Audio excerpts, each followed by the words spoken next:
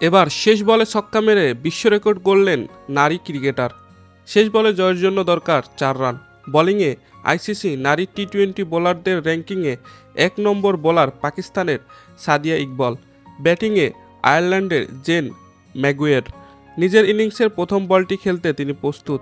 তখন পর্যন্ত জয়ের দৌড়ে এগিয়েছিল পাকিস্তান, কিন্তু কিসের কি, ম্যাগুয়ের দিলেন ছক্কা মেরে। ডাবলিনে কাল রাতে অনুষ্ঠিত সিরিজের দ্বিতীয় টি-20তে ম্যাগুয়েরের এই ছক্কায় 4 উইকেটের জয় পায় আয়ারল্যান্ড, আর ম্যাগুয়ের গড়েছেন বিশ্ব রেকর্ড।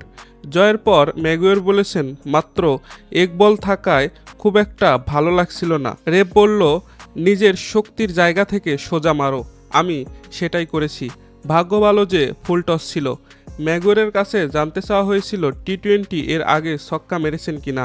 তার উত্তর, আন্তর্জাতিক ম্যাচে এর আগে কখনো ছক্কা মারিনি।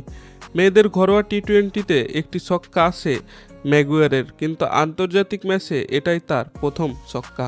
দর্শক, খেলাবাজের ভিডিও পর্যন্ত। ভিডিওটি ভালো লাগলে লাইক করে দিন। নিয়মিত খেলার আপডেট ভিডিও পেতে আমাদের সাথেই থাকুন।